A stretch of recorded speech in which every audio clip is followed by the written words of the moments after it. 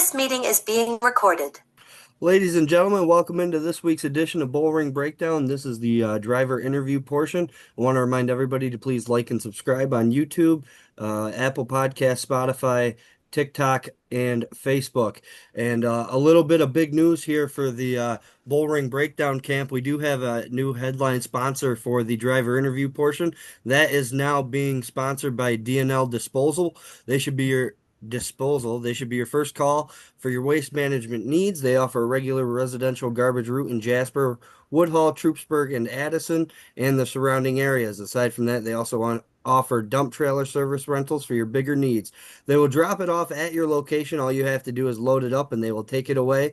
Give them a call at 607-382-7609 to get started with D&L Disposal, the premier residential waste management service in the Woodhull area. This week, I am joined by Joe Wilcox Performance Automatic Street Stock Driver Mick Seeley. Mick, how you doing today? Good, and you, Joe? Oh, I'm good. I'm good. I tried not to complain about the weather all weekend, but it was really, really hard. And today, I kind of felt like it's almost the first nice day that we had. Yeah, we always want to race, and it rains, we're upset. Then it's hot, we're always complaining. Like my wife said, here in a couple of months, we complain it'd be too cold. Yeah, well, I just on Saturday night I couldn't imagine what you guys must have been like in the car. It had to have been hot.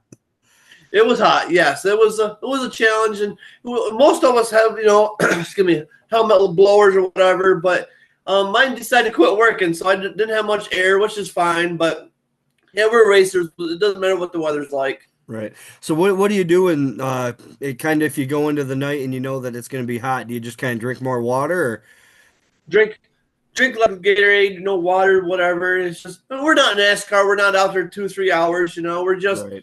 Half an hour maybe, depending on the cautions. But just do the best you can. Yeah. Does it ever get frustrating when you're sitting in the lineup? Because I imagine that's still hot over there too. It is.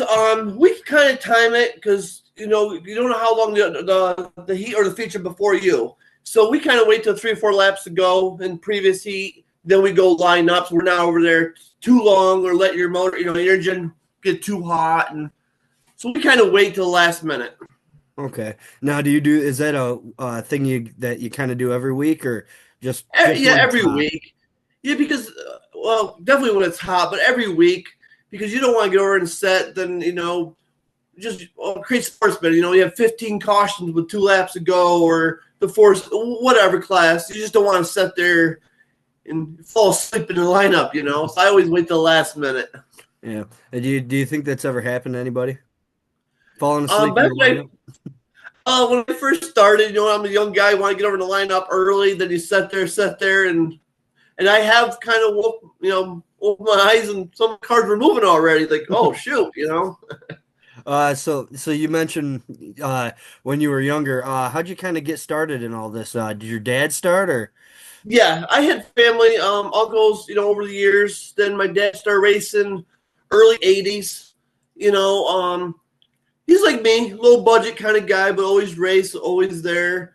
Then he kind of gave up. Us kids got a little older financially. It was tough. So then I started racing in 99. So then I've been racing ever since. Did you, what'd you start out in? Back then, I actually was called the street stock class. Okay. Then I was in there with 3-4 years. Then I jumped up to the super stocks. Okay. Actually, Clayton McLean, he had a car, and we did a little swap. He wanted my street stock, and he wanted an IMCA, so we did, a little swap. But that's how I really got called the super stocks. Now, is that more like a late model? It's funny because really the way the rules are now is kind of what the street stocks are with a bigger tire. Full frame, same thing, which is a bigger tire and stuff. Then I would have to look at my plaques behind me, but then it would turn into 360 late models. Okay. Did you run them? Pardon? Did you run them when they were the 360 late models? Yeah, I purchased my first car from Jason Knowles. I'm sorry, Brian Knowles, Pork Chop. Yeah. Then I got in his car, and it's like everything else, the expenses of which were awesome, really nice. Then they kind of move the 360s kind of faded away a little bit, went to the crate late, as we know now, the 360 late model turned into the crate late models. Right. Do you ever miss the late model or? Yes, I do. I miss them a lot. Now, is that just kind of a budgetary restriction or? Yeah, I'm going to jump right to it. We've been talking a lot about it. It's money. My car is in really good shape, but it's almost like a hobby stock now. The rules have changed so much. We're kind of looking in a couple of different classes, maybe try something totally different next year before I say heck with it. It's just the street stocks are kind of, I like the street stocks, I really do. But with the rules, do I want to spend the money and be really competitive, in the street stock class, or do I just try something else? And I know if I try something else, I'm not going to be top notch, competitive. So it's kind of, we're up in the air with sponsors, and it's just as a crew, my dad and stuff, we thought about maybe try something a little different next year. Yeah. But nothing's set in stone yet. So right. Well, that kind of opens the door to travel a little bit more too, because I know a lot of you street stock guys are kind of, if you build them for Woodhall, you kind of go over other places and you might be a little outgunned. Right, and the thing is, my car is a power chassis, which is awesome. You have CRS cars, and some other people build different cars, so it's kind of hard to get help and setups and different things. So when you go and you have a crate late model, for example, Longhorn, Bicknell, you can get help. Other people can help you because they have the same car. Crate Sportsman modified, you got big, so there's people out there that can help you. I have been reached, my good friend Billy Van Pelt actually reached out to me one day and said, hey, you ever want to get in a Crate Sportsman or a regular modified, I'll be the first one there to help you. So that meant a lot to me also. So what about that path then? Did you ever see yourself in an open wheel? All the years I've been around racing, I never even drove one. Never even set one. So, yeah, I wouldn't mind trying it some night. I know I wouldn't want to because I don't want to mess this car up. But I know Kenny People said, some night I could take his out afterwards. Always a fear of something happening. So I don't want to do that. But that's definitely not out, good question that, we might try that also. It'd be kind of nice to get a class or division where the rules are the rules. They're kind of the same wherever you go. Right. Now, do you kind of like enjoy traveling? I know you don't, at least to my knowledge, I don't think you do much of it, or because I know you're quite busy. Yeah, it's hard to travel with my daughter playing softball and work and everything. But again, if I get a car where I could go elsewhere, maybe I won't race every week. I just pick a certain track, go someplace, and not race every week either. But Woodhall's home. It always will be. I've been there my whole life. So not to go racing on a Saturday night, that'd be kind of tough. So whatever I do is definitely going to have a class so I can race at Woodhall. Yeah, I was going to ask you, are you, because I know you got a lot going on. Did you ever think about taking a step back at all, or? We thought about it. I've raced long enough. Now it's just trying to try something different. Could I turn my car into a hobby stock? Yes. But I just don't see myself driving one of those, which is nothing wrong with that. Mm-hmm. Really my dad's retired. He has a lot of time, and he's been putting a lot of time in the car, which is good. But even he's been saying maybe a late model or, Crate Sports, but something a little different. And we even threw the IMCAs out there. We even thought about that also. So just something a little different before he retires of racing, and I say heck with it. But it'd be nice to go once in a while different places. So it'd be nice to have a car where the rules are the same. And right. Well, I think you could kind of get away with almost all of them, except for probably the hobby stocks. They're kind of, if you go to a hobby stock, you're kind of on an island. Which with the street stocks, they're doing that too now, which we can, they have the Empire Street Stock Series, different things we could do, which is nice. It's all money and sponsors and stuff. I would had my way, I race 7 nights a week and, quit my full-time job, but it's, we just can't do that. So, like you said, I'd like to do a little travel, but then again, it's be hard not to go with the race Saturday night at Woodhall too. Right. So, would you, if you move to a late model or a sportsman or whatever you decide, would you miss the 100-lap street stock? No, well, actually, I have a guy already interested in my car. So if it goes through, I already told him I will not. You can have it after the 100-lapper. Because I know Joe and Gene, they're doing a lot of work this year. Last year Terry Pierce did an awesome job, but they're doing a lot of work and making it more exciting to race the 100-lapper this year. Yeah, that's what I imagine as a street stock guy. You've all got to be pretty excited. Just the amount of money that Joe's already got for a September race in June.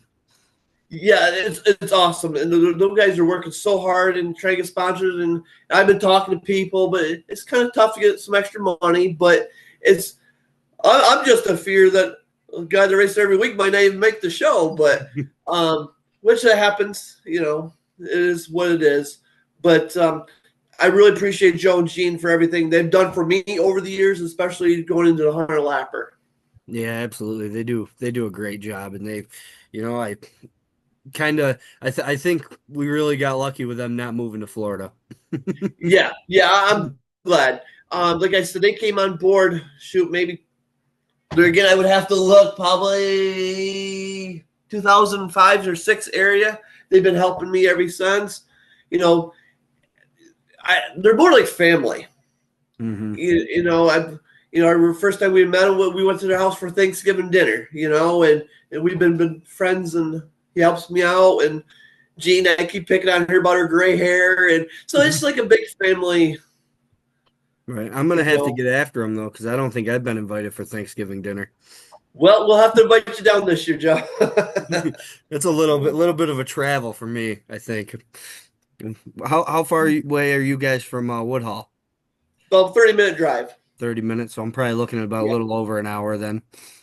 That's not all bad. We'll keep the turkey warm for you. Yeah, no, you're right. Yeah, that's not the worst thing in the world. So, No. other than racing, what do you like to do? Oh, I'd love to be outside, like I said, softball, my daughter and stuff, and a big-time deer hunter. When it gets close to deer hunting, I'm ready to go out in the woods where it's peace and quiet. Yeah, so bow hunt, gun, everything? Yeah. Yep. But if I can, I try to get out there where it's quiet. Yep. Yeah. What about muzzleloader? Do you muzzleloader? No, that's one thing I don't do with archery and gun. I prefer the gun; it's a little easier.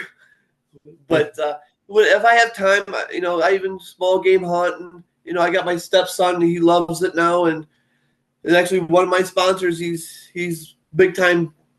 His own website, YouTube channel now, and he's educating me on different things. So, which is it's pretty cool. So I got to. What's the biggest buck you've got? Actually, I'm looking at them right now. I have a 12-point and 11-point, and they're both about 22-inch spread. And you got that right in Pennsylvania? Yeah. Do you hunt right around where you live then? Yes. Yeah. Actually, 5 minutes from where I live. Well, you can't beat that. Is that state land or private? One was private and the other one's state. Yep. Good. So you got some options then. Yeah. Yep.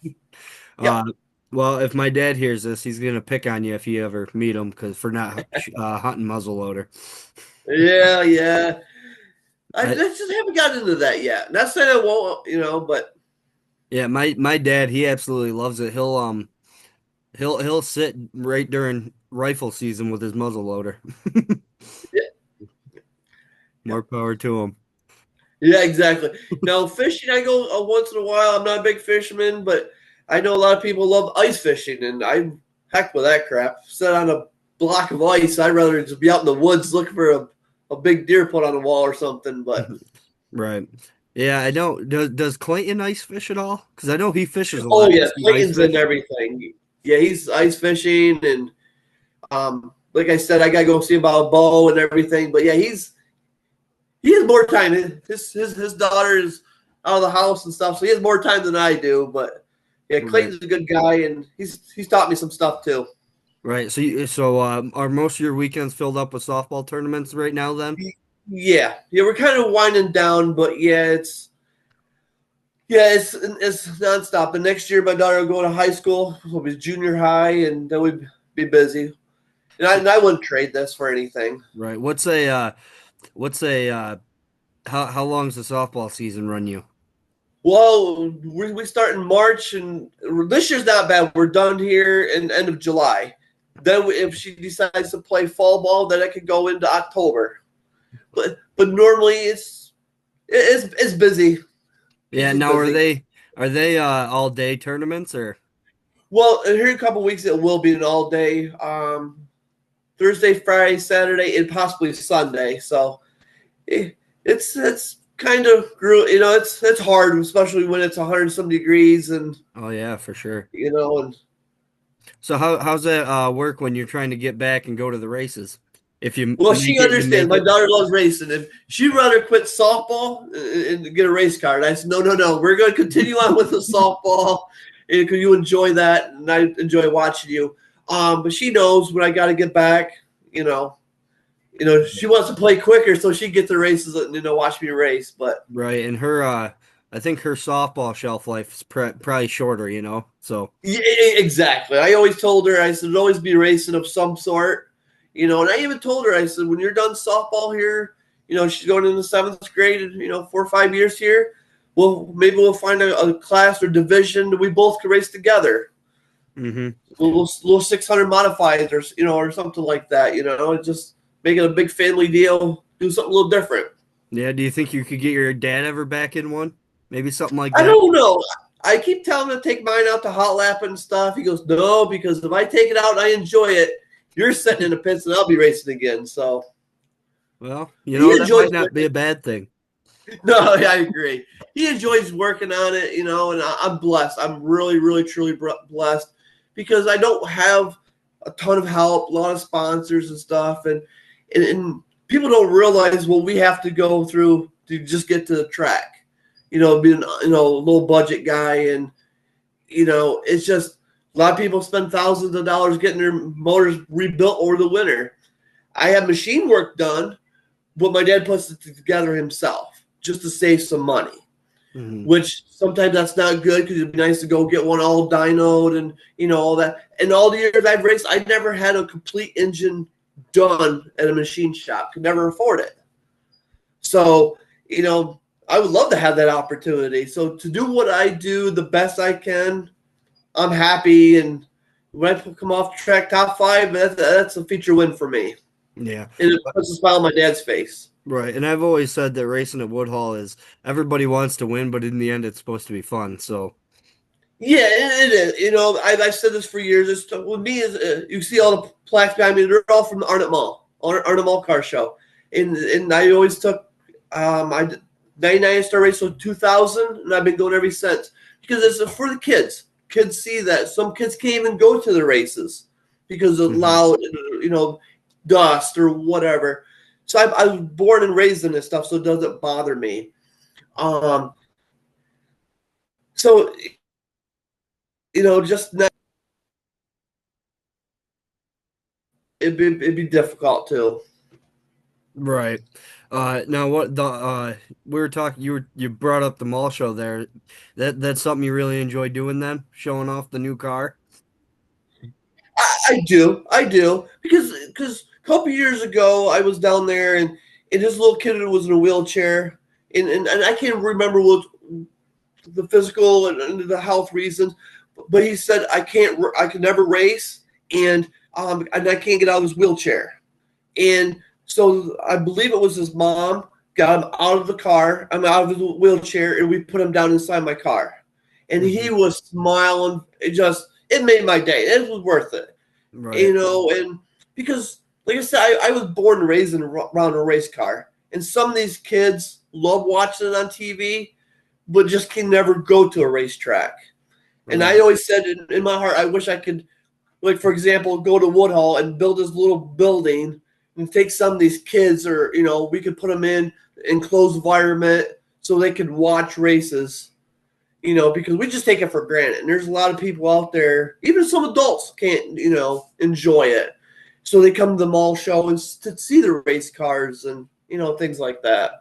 Yeah, and I always said too, for me it's just a weekend I go. I don't have Yep. to worry about getting a car done and getting it there and loading it up and everything. But I've always said that if you leave the mall show with two kids that get interested in racing because they went to the mall and they saw a race car, then that makes it all worth it. Exactly. I'm nobody important. I don't win a ton of features. I have never won a championship. I'm nobody important. But if you could just take a minute and talk to these kids, even when you're walking over in the grandstands, kids run up to you. Oh, you're a race car driver? You just talk to them, and I might not be their favorite driver, whatever, but it is maybe that kid's going to say, wow, I want to be like him someday. And I might be racing against that kid someday. You don't know. Right. Yeah. And oh, I thought you had more. No, I kind of put me in a pause there. No, yeah, that's right. And the only thing is the mall just kind of seems like it's, the people aren't there like there used to be, and Right. I kind of go back and forth on, if that's really, because I know it's hard for you guys, it's a Friday night and you got to get it all there and then be there all weekend, but.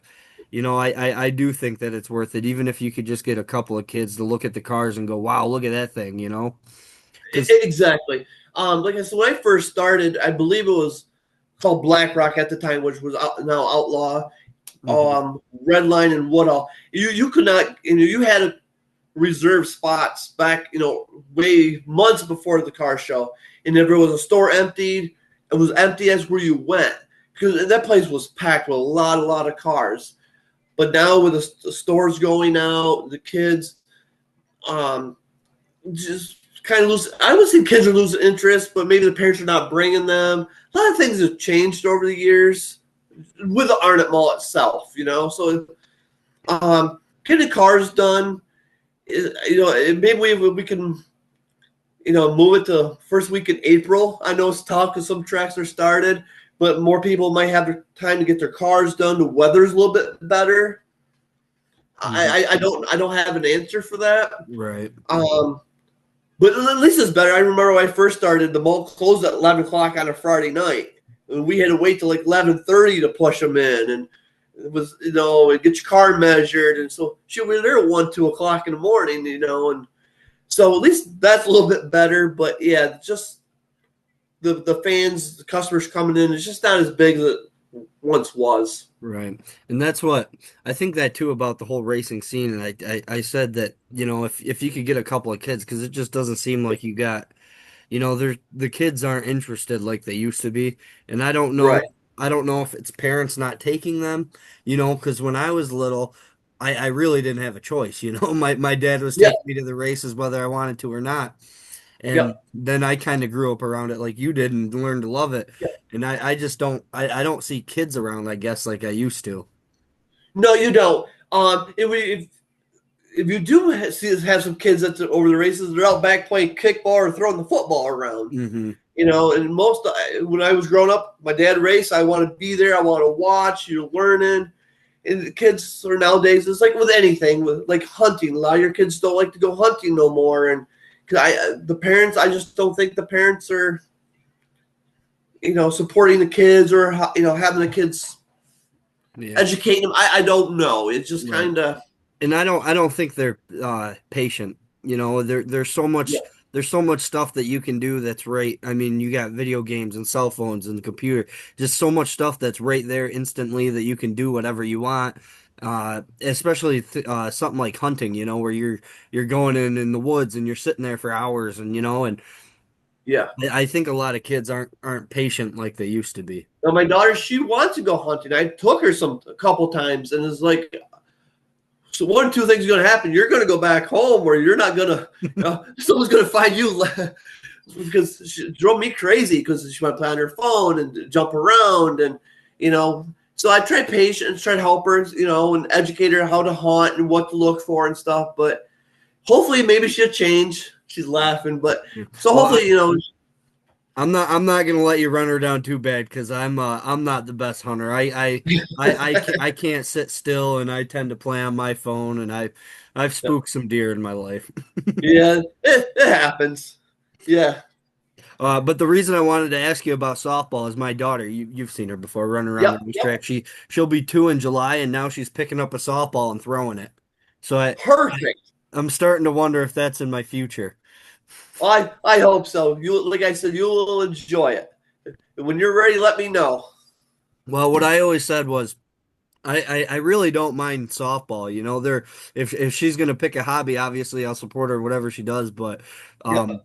going to a softball tournament's not necessarily the worst thing that you could pick to do. You know? Exactly. But I will tell you, as she gets older, it does get expensive. Yeah, I that's what I've heard. Everything's buying a race car, go racing can be expensive, but when you get into softball bats and gloves and travels, and it adds up in a hurry. Yeah, that's what I think. I think now pretty much anything that kids want to do is Yeah, getting expensive. I mean, I remember when I was a kid, you just kind of could show up and play. You know? yeah, yeah. You went to Walmart, Kmart, and bought a bat and a glove, and there you went. And now there's $500 softball bats, and you gotta have a catcher, whatever. It just adds up pretty quick. Yeah, the one weekend that we went into, or the one night for the mall show, I think it was Saturday. The baby Mhm. had well, she did a little damage to her pants, so we went into Yep. Dick's and changed her, and my girlfriend was changing her in Dick's, and I'm just kind of looking around at the bats and the gloves. I'm going, holy cow, look at they've Yeah. really went up from when I was buying them. Yep. But then you're getting of course, my daughter, she's 12 going on 13 soon, but her attitude is more like 18. But she goes, well, Dad, look at your racing bag. How much that cost you and everything inside of it? And I'm like, transponder, the Hansi voice, the helmet. And I'm like, okay, I'll just be quiet now. Did you tell her that the odds are she probably won't flip over and die in a at a I softball just game? want to say it's saving my life. A lot of this stuff is good thing. And I said, what's good your softball bat? Well, in case someone's going to come after me, I can hit them. Well, It's like, that's a good answer. yeah, that $400 bat's gonna, yeah, I'm gonna. Well, if she's good at swinging it, then it'd be good. Oh, she's good. Uh, well, that I guess so. So what's that all run you your safety equipment? And I know you can't really. I know it's probably cheap enough to where you're never gonna not get what you need, But what's all that Yeah, stuff yeah, starting to run you? it's hard to put a price on everything. Like I said, just redoing our transponder, just this year is $130, and that's good for a year. Now you do the math. Oh, shoot, we only race a couple races this year, I and know. it expires next June, so we don't race through the winter months. And your helmets, vary from $300 to $500, depending or more, depending what you're looking for. My fire suits, tailored to fit me. That for sponsors that varies 500-600 up to a couple thousand. So depending, layers, what you want, what you prefer, comfortable. So like I said, there's so much. I don't have the best of everything, but I got enough safety stuff to, layers that hopefully keep me safe. Well, that's what I always figured is you better spend up there because that's that's the most Yeah. important, especially with you got a young daughter and grandkids, Yep. and Yep. Yep. Of course, jokingly, but my wife says, "Oh, don't worry about it. I got good life insurance on you." yeah, yeah. How is she liking her new job? She loves that. Does It's she? been a learning curve, but I've like I said, I've been running a race long enough, and I've been with Scott and Amy Drake and Vern Watson, so I've seen behind the scenes quite a bit of how things kind of come and go or whatever. So she's never knew anything about racing until we first met. So other than sitting in the stands, now she's up there beside you guys. She goes, wow, this is different from watching, doing the computers. I mean, she's really learning behind the scenes. And she goes, wow, she's a bank manager now doing that position. She goes, wow, this is two different jobs, but it's a challenge some nights. Right. Now, are you guys taking two cars to the track, or do you wait for her?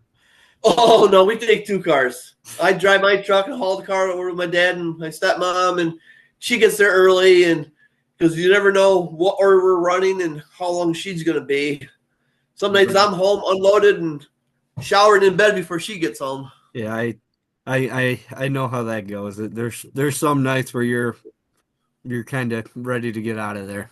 Yep. I mean, you can't wait to get there. Then there's nights it's like, okay, especially this past last week, it wasn't the greatest night for me. And I'm like, okay, I'm just ready to go home. And then after watching the video, it's like, man, this could have been a lot worse. So I think thankful I'm okay and everybody else was okay. But yeah, I was ready to get home to get a shower and just relax. Yeah, I was I that sometimes it just seems like there's a couple classes each week that it's just kind of yellow fest, and but Yep. I guess it's and I've always thought that bull ring, I've actually talked to Kyle Leach about it, that the bull ring is so tight that Yeah. sometimes, and I know a lot of guys aren't gonna give you that inch, you're Right. everyone wants to be ahead and you kind of got to take that inch and Right. And I might, catch a little slack on this. And by no means, Warhol is awesome, nice, smooth. I'd rather have a nice, smooth track, than have a rough track and tear more equipment up. But when you have a little bull ring and it is dry and slick, you've got to take advantage every time you can. You got to stick your nose in there, and and some people are not going to give it to you. And I experienced that last week. I tried to, you only could go so low in the track, and you got it on restart. Stick your nose in there and get what you can. And sometimes it doesn't pay off, and that's why there's a lot of cautions. right. Yeah, I always said some weeks you're the bug, other weeks you're gonna be the windshield. So Yeah, exactly. And I've been both. I've been doing it long enough. I just go with the flow. well, I think you've all been both before. Yeah, I, I don't know if there's a driver I can pick out that hasn't given somebody the old boot. yeah. It's funny you say that. I'm not saying I'm better than anybody else, but I only been black flagged one time back when I first started racing. And I just it's just not worth trying to get mad, trying to wreck somebody. Have you bumped somebody? Yes, you have to try to move them, but I can't tell you the last time I intentionally just dumped somebody. You loose them up. I rather let off than wreck somebody. Right. It's just not worth it. Do you remember what happened to get you the black flag? Yes, and I'm not going to mention names because he doesn't race anymore, but I remember who it was. Every week, bumping me, spinning me every week. And, even now I would like to do that some nights, but it's just not worth it. I kind of grew up, matured in some. But, yeah, one night he did it. We had 30 cars, so you had to get qualified, and I was qualified, and he got me loose. I saved it. But all I know, I caught him going down turn 3. And good thing I caught him because I don't know where I would have ended up at. But I caught him and I booted him. We both went off turn 3 and 4. And when I come back on the track, I'm trying to remember who was flagging back then. Maybe Scott Colgrove. I can't remember. But anyway, he shook the flag at me. Next time around, he was on the track, right to the window with the black flag. And I got in the pits. I think I'd rather stay on the track because I was going to say, did your dad Woo! chew your ass out? Yeah, that was not good. But then again, even now, do I get upset and I go in the trailer, I blow some steam? I never throw my stuff. Never, I older I'm getting, I don't want to sit and argue. I probably just want to throw some punches, but that's not me. But it's not worth it. It's just easier to just blow off steam. Walk away. So when I go over in the stands, I'm cooled off and I don't say anything bad because I've seen that with people. And I work for a car dealership. So I don't want customers coming in and say, hey, I'm going to Woodhall and I seen you acting like a jackass out there. Right. I don't want that, I mean, what I do on my own time is my business, but I don't need that or represent all of my sponsors and stuff like that. It's just not worth making a big scene, throwing a fit, trying to fight with somebody. It's just to me, it's not worth it anymore. Right. I always thought that what would a sponsor say if they saw the way some people have Right. acted? Not saying that Right. everybody acts that way, but the way that I've seen of some people act before. Yeah. Yeah. And like I said, it's we all get mad, we all get upset. We have a lot of money in our cars. We want to do the best we can. But at the end of the day, if you go tear it up, it's going to cost you more money. Is that 1 point really making a difference? Well, unless you're close for the championship a couple years ago. But it's still not worth it. It's not worth tearing your car up, getting a fight and having people mad. It's Yeah, just not worth it. I'm trying to remember who the heck I said it to. I think it might have been Carter Crooker. And I went up to him and I said, you know what I would imagine is probably a lot of fun?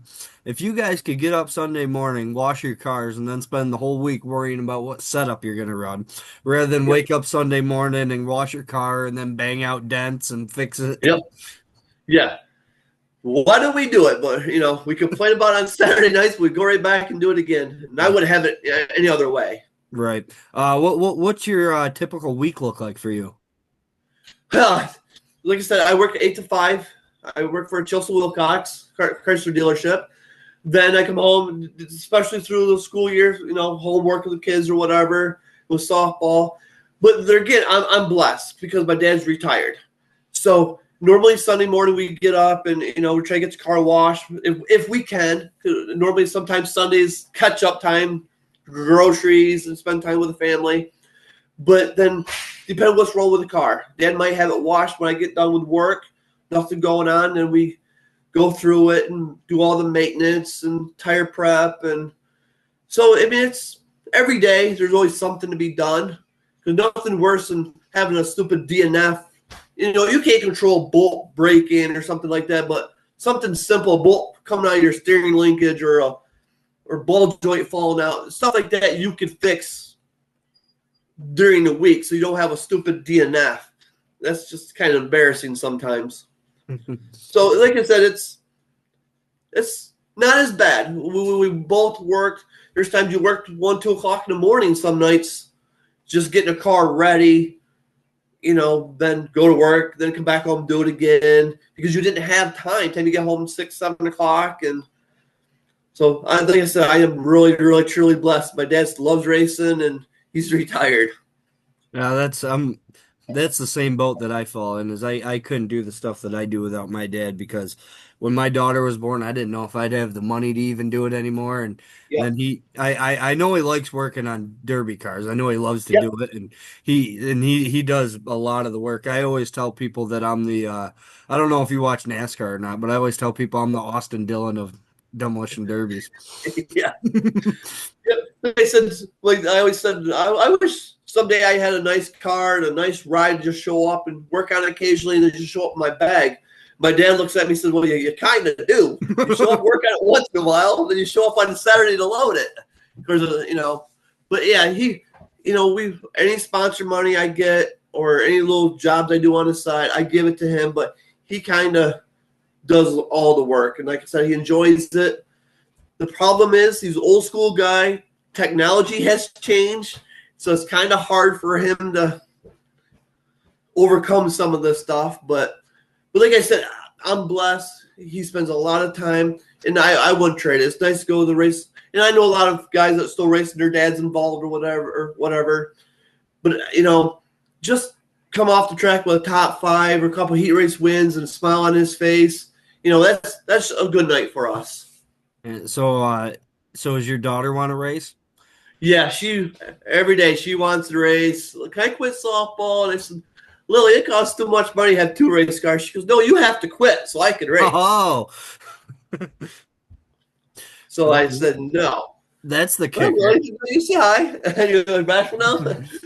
But no, I said, I got my plaques and trophies. She's working on her softball stuff. I said, let's work on that. And I said, go to college, make some money, and we can have 2 race cars. That's right. Then you'll have to do all the work. Exactly. Give your dad some time off.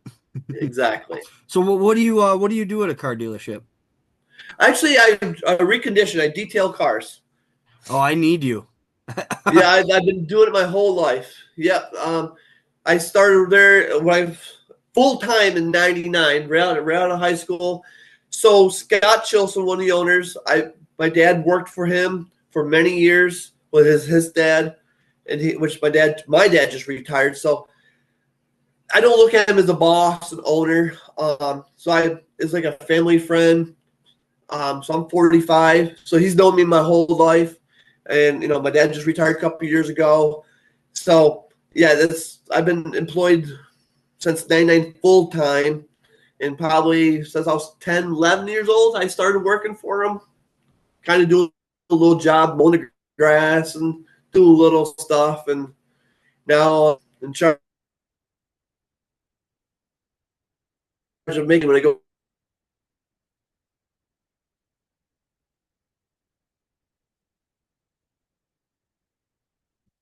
Uh-oh.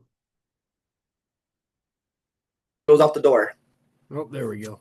I lost you for a second there, Mick. I might still lose you. I don't know. I tell you one thing, if you can hear me, you are not going to be happy about the face you're making in this video.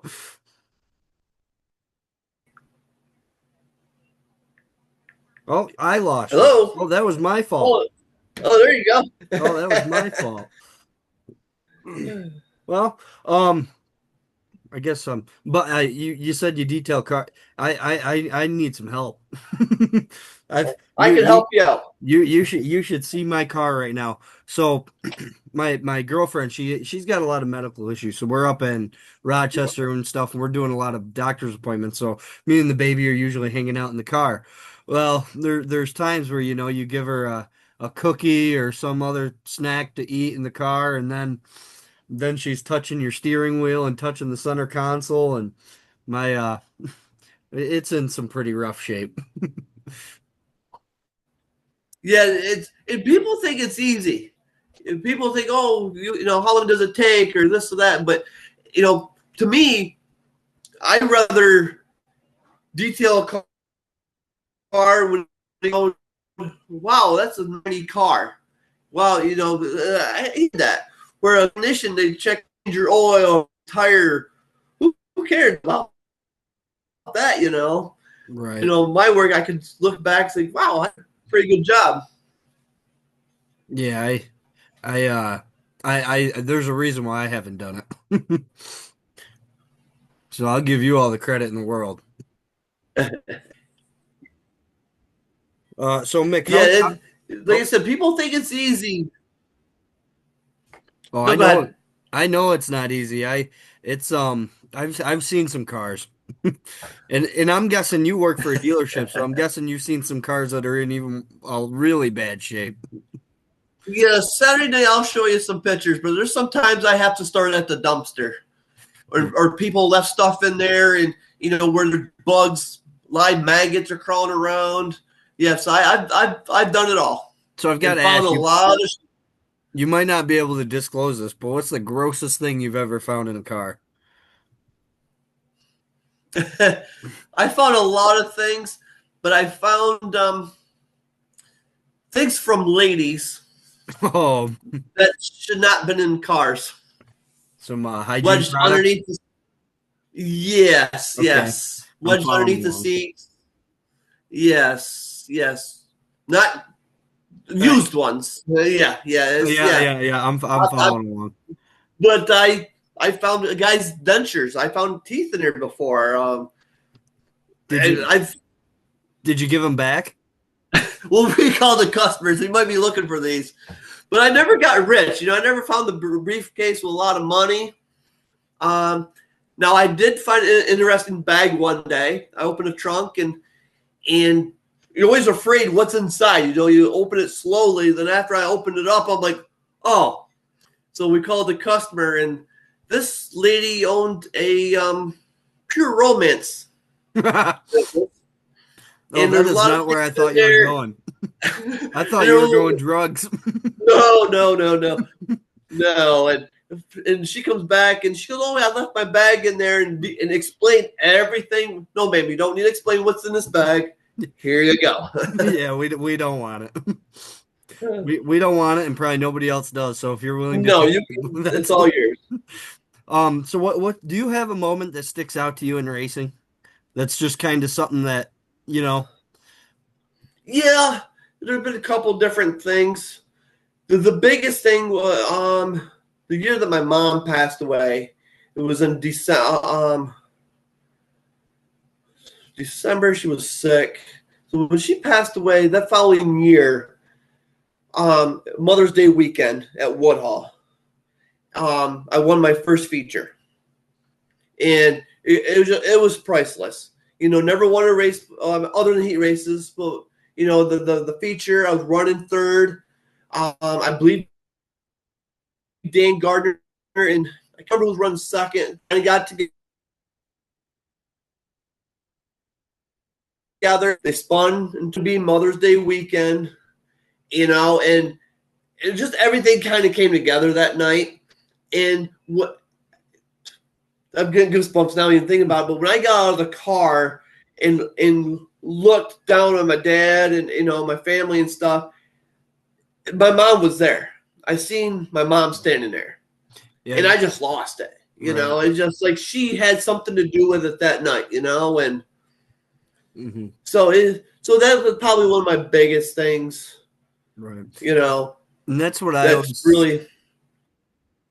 That's what I always said about because I know that a lot of fans about the time and how late it gets and they want Victory Lane out back, and I know there's a lot of fans but the pure emotion you get when some of these people get out of the car is you can't you can't beat it. And by the time they get up into the back and nobody, I'm trying to call a race and then they're trying to do an interview and it doesn't work very well. And I just think that doing it on the track, you get that emotion, and that's one of the biggest things I think. Yeah, I'm glad it's on the track because it's good so everybody sees who you are. Some people see you, but they don't know the car. It's good for your sponsors. But then, like you said, people, I don't win all the time. So when you get out of the car, you just the emotion at the time, you get it, you see it. Then you go out back and have time with your family or pictures or whatever. But I'm glad it's on the front stretch. Yeah, me too. I always think of because I've done a lot of interviews with Russell Morseman the fourth, but it'll probably always stick with me when he won his modified one. Yeah. Yeah, that's the biggest thing. A couple years ago when I won 4-5, after I won my fifth one, like, oh, just another win. But now I haven't won yet last couple years, and it's like, you want to get in victory lane again. But to me, also, been going to Woodhall so many years, when you're standing on the front stretch, you just kind of think back in mind how many people stood here over the years, in this spot. It was like the Grand Ole Opry of country music, the circle, where so many people over the years stood here, did interviews. Right. To me, it's pretty cool. Yeah, and a lot of them talk to a lot better people. You're doing a good job, Joe. I do the best I can, but sometimes the best isn't good enough. Yeah, it's how that goes. Everybody happy. What's that? You can't make everybody happy. Well, I know it's a tough sport. I know that there's people a lot better than me that don't make other people happy. So I guess we're all doing the same thing. Like I said, when you get out of that car, the raw emotion, whether happy or not. So I think what we need to do is when there's a caution, a big pile up, or somebody went in the pits, do a live interview then. See what kind of results you get. Well, it probably depends. That might be a whole different show altogether. Yeah, it probably depends on who I'm interviewing. I always said you can make some money if you put a wrestling match or a boxing match or around the front stretch and pay a couple bucks and let everybody just fight it out and move on. Right. You said you watched the video of your crash from this weekend? Yeah. So what I wanted to say was I was going to pick on you a little bit and just say I'm not so sure if we would have wanted to put a microphone in Teddy's because I think he got the bad end of that stick. Yeah, he did, and then I really feel bad. I really feel bad. I feel bad as Teddy because we've gotten into a little bit, but that was a totally racing deal. I got inside the mic, he hit me, broke everything in the right front. I had no steering, so when that came across the track, I didn't realize how fast I was going towards the wall. Mm-hmm. I had nothing in the right front at all. So when that went across the track, and here comes Teddy with no place to go. Right. So, if it wasn't for him, I would probably, hopefully I would never got hurt, but the car would probably been totaled because I was going head on to that wall. Yeah. So, like I said, I extremely feel bad for him. And for sure as hell didn't want that to happen to him because again, I've been there too. I've been in the wrong place at the wrong time. But it was just frustrating when trying to pass somebody and things happen and Yeah. I like I get said, it. I always feel bad for the ones that always just because it always seems to be an innocent bystander, That's right. just kind of. But I didn't realize how hard of a hit that was either until I watched the video, and I said, Yeah. boy, they hit pretty hard. So I'm glad that Yeah. you and Teddy were both all right, and Right. that's your Because I car did want what to they were I supposed to. want to try to go talk to him. I don't know if he'll talk to me or not because I know he's upset. But that was a total racing deal. I just had no steering, and then after he hit me, I think it kind of wedged everything in there where I could turn left. So I took off. Then I realized I had problems. We got up in the pits, and I couldn't turn, so I had to go all the way up around to get back to my pit. But yeah, like I said, I definitely feel bad for Teddy on that one because he had no place to go. Yeah, I always figured it was probably best to give him a week. So maybe Saturday, go and try to talk to him. Try to talk to him.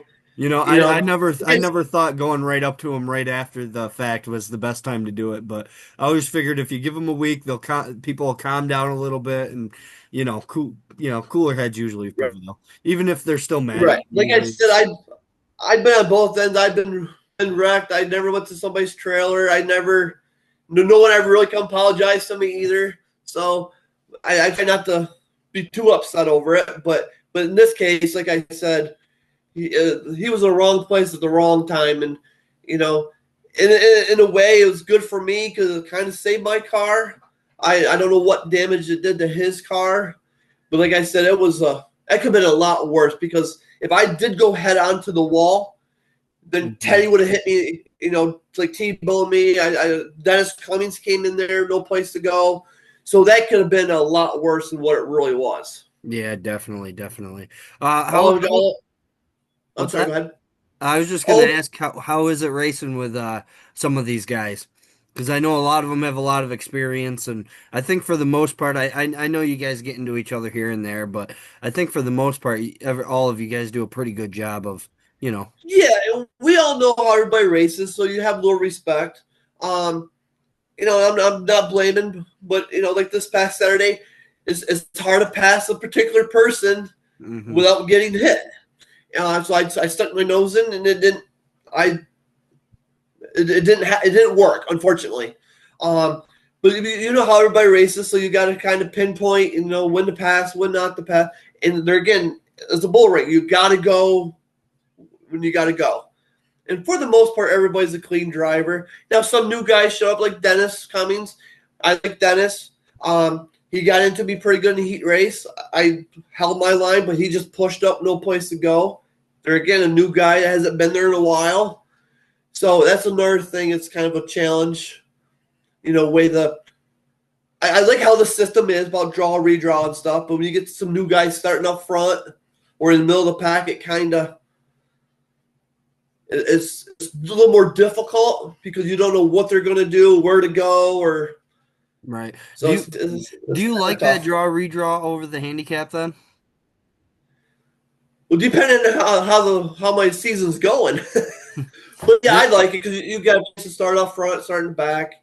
It kind of breaks everything up. I do like the winner starting in the back. I do too. It's because it makes it more exciting. Unfortunately, a lot of the classes don't have a lot of cars, but it makes a challenge. I said that for years. I like Billy Van Pelt. He's my hero. But when he started up front, it's like, he's going to win another race. As a fan, I like when he started in the back because you can watch him come up through the field. Right. And he can do that. And most of us can't do that. But so that's, I've been there so many different ways over the years. Like I said, a couple years ago, I had a good season. And I got lucky and started off front every week. This year, 4 or 5 races we had so far, I just suck at the draw. So, well, it'd be easier or starting the back. Right. Well, you talked about finishing second in points a couple years ago. And I heard what people said that year. So did you ever think about putting your cheater motor back in the street stock? And Yeah, yeah. It's the same motor I had all these years, and certain people just kept saying it and saying it. And saying it. It's like, seriously? Now one time in my lifetime, and that my dad's a big believer, you can win races without cheating. And that motor, even the one I have, it's the same motor I have now, just refreshing and stuff. I would laugh if someone would ever take it apart.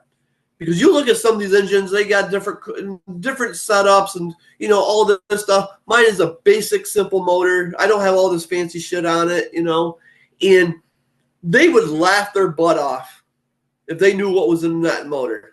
Because I've been there.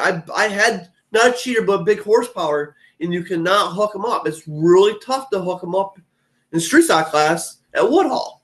right. So you don't need big horsepower. It's just your motor and your rear gears, and that particular year I was drinking starting up front. That helps also. When you have to start second row, third row back, everybody's equal and it's hard. Right. When you take somebody in the back, you can't go forward. It's tough. When you start up front and hold your line, it's good racing. Right. I've always said that's one of the things that I really do love about Woodhall, and I don't mean this negatively to any other track, but it just seems like the playing field's more even there. Yeah. You don't need the horsepower that you do at an Outlaw or Canandaigua or some of these other Yep. bigger places, and I that's something that I really like because I mean it makes a guy like you and even Kyle Leach, whose car's behind me, somebody without the big budget can be competitive. Exactly. You just luck of the draw, which I stink at that. But like you said, anybody. David Maloney, I mean, he started up front and he won his feature first time all year at Woodhall. Mm-hmm. But when you start in the back, it's just so difficult because the way the track is, you have to take advantage. You have to move somebody. If you move somebody, you might not make the next corner. So it's a challenge. It really is. Right. But Well, then, Mick, oh, oh, I'm sorry. Go ahead. no, you go ahead. Finish what you were saying. No, but back to that and finish second point. That's the best year I had. And to go back to the mall show all at the same time, that particular day, I had to go to work on a Saturday, and it was pouring down rain. And then the local gas station, I was getting gas, and there was a handicapped van sitting there, had a flat tire. Everybody came out of the store, would not help the lady change the tire on that van. So I went and helped her change the tire on her van. A little late to work, but it didn't matter. Meanwhile, there was a kid one of the kids said, I seen the 31 racing sticker on your back window. And I said, yeah, I'm a race car driver. And I had a picture, and I gave it to him. And he remembered my car from the Arnott Mall car show, which was pretty cool. Mm-hmm. But the other kid was in a wheelchair. And he looked at me and said, well, God had other plans for me, and I cannot race. I could never go racing. Meanwhile, I'm ticked off. Think it's raining. We're going to rain out. I'm going to lose my first championship. And meanwhile, I'm like, I don't care if I lose the championship or not. Because at least I could go racing next year or whatever. So that just made my day to help this lady out. And this kid remembers my car from the mall show. And, just had some pictures with me and give them to him. So, yeah, my trophies, whatever. It doesn't really matter. When you can help somebody else. Right. That made that was priceless. Yeah, and that's the big thing to me too is a lot of us I think take for, and I'm probably included, take for granted the just the simplicity of which we can do things. And right. The fact that it costs a lot of money to race, but a lot of you drivers have your health, and and you got the sponsors and you got the ability to get the time off of work if you need it. And, there's a lot of things that it goes into that I think a lot of people do take for granted at the end of the day. Yeah. Yeah. It's like I said, it's just put a smile on some kid's face and go, and then a nice little kid race is priceless. Right. Now, is there anything in your career that you haven't done that you want to do? I'm guessing the championships up there, but championships up there.